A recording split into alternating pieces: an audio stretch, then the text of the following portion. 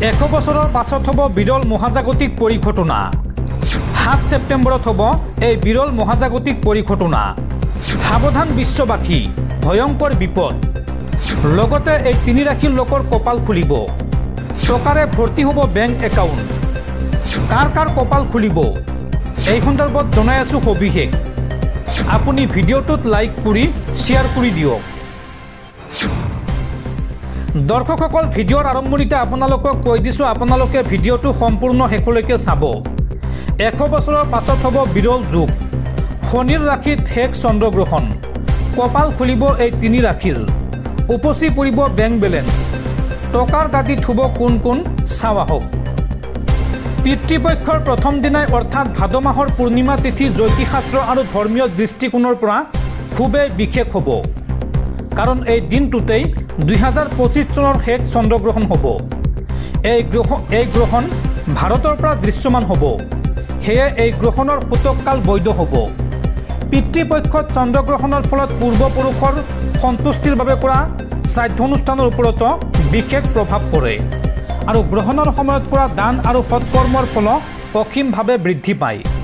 জ্যোতিৰ্বিদ্যা সংক্ৰান্তীয় ঘটনাসমূহত আগ্ৰহীসকলৰ বাবে এই গ্ৰহণ বিশেষ হ'ব। কাৰণ এই গ্ৰহণতে দেখা যাব ব্লাড মুন অৰ্থাৎ ৰঙা চন্দ্ৰ। আপুনিও এই ৰঙা চন্দ্ৰ দেখিবলৈ পাব। 2025 চনৰ শেষৰটো চন্দ্ৰগ্ৰহণ 7 ছেপ্টেম্বৰ দেওবাৰে হ'ব। এই গ্ৰহণ শনিৰ ৰাশি কুম্ভ আৰু পূৰ্ব ভাদ্ৰপদ নক্ষত্ৰত ঘটিছে। এই সময়ত ৰাহু আৰু চন্দ্ৰ উভয়েই কুম্ভ ৰাশিত অৱস্থান কৰিব, যাৰ কাৰণে মানুহৰ বাবে মানসিক চাপ, সামাজিক মতবিৰোধ আৰু আদৰ্শিক দ্বন্দ্ব বাঢ়িব পাৰে। ইয়াৰ সৈতে বৃহস্পতি হৈছে দেৱতাসকলৰ গুৰু। পূৰ্ব ভাদ্ৰপদ নক্ষত্ৰৰ অধিপতি এই নক্ষত্ৰত গ্ৰহণৰ কাৰণে ধৰ্মীয় আচাৰ অনুষ্ঠানত ব্যাঘাত, পাৰিবাৰিক বিৰোধ আৰু স্বাস্থ্য সম্পৰ্কিত সমস্যাৰো সন্মুখীন হ'ব পাৰে। এইবাৰ 2025 চনৰ পিতৃপক্ষত দুটাকৈ গ্ৰহণ পৰিছে। প্ৰথম গ্ৰহণ হ'ল চন্দ্ৰগ্ৰহণ, যি 7 ছেপ্টেম্বৰত, আৰু দ্বিতীয়টো হৈছে সূৰ্যগ্ৰহণ, যি 21 ছেপ্টেম্বৰত অনুষ্ঠিত হ'ব। ইয়াৰ উপৰি পিতৃপক্ষ 7 ছেপ্টেম্বৰত আৰম্ভ হৈ শেষ হ'ব 21 ছেপ্টেম্বৰত। পিতৃপক্ষত চন্দ্ৰগ্ৰহণে পূৰ্বপুৰুষৰ সন্তুষ্টি আৰু শ্ৰাদ্ধ কৰ্মৰ ওপৰত বিশেষ প্ৰভাৱ পেলাব। ভাৰতত চন্দ্ৰগ্ৰহণ দৃশ্যমান হ'ব। সেয়ে এই গ্ৰহণৰ সূতককাল বৈধ হ'ব। চন্দ্ৰগ্ৰহণৰ সূতক কাম 9 ঘণ্টা আগতে আৰম্ভ হয়। ইয়াৰ অৰ্থ 7 ছেপ্টেম্বৰত গ্ৰহণৰ সূতককাল দুপৰীয়া 12:59 পৰা আৰম্ভ হ'ব আৰু মুখ্যকাল অৰ্থাৎ নিশা গ্ৰহণৰ সমাপ্তি পৰ্যন্ত চলিব সূতককাল। সূতককালত খোৱা বোৱা, মলত্যাগ কৰা আৰু প্ৰস্ৰাৱ কৰাৰ পাছত গা নোধোৱাকৈ পূজা কৰা নিষেধ। গৰ্ভৱতী মহিলাসকলে বিশেষভাৱে সতৰ্ক থকা উচিত, কাৰণ এই গ্ৰহণে অনাগত সন্তানৰ ওপৰত নেতিবাচক প্ৰভাৱ পেলাব পাৰে। ধৰ্মীয় গ্ৰন্থ অনুসৰি এই সময়ত জপ, তপস্যা, পাঠ আৰু ধ্যান অত্যন্ত ফলপ্ৰসূ। ভাৰতৰ উপৰিও ইংলেণ্ড, ফ্ৰান্স, জাৰ্মানী, ইটালীসহ বহু ইউৰোপীয় দেশত দেখা যাব এই গ্ৰহণ। আফ্ৰিকাৰ বেছিভাগ দেশ ক্ৰমে অষ্ট্ৰেলিয়া, নিউজিলেণ্ড আৰু আমেৰিকাৰ কিছু অংশত দৃশ্যমান হ'ব এই গ্ৰহণ। জ্যোতিষীৰ মতে এই 7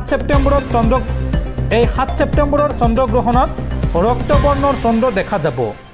লগতে এই গ্ৰহণত এই 3 ৰাশিৰ ভাগ্য উঠলি উঠিব।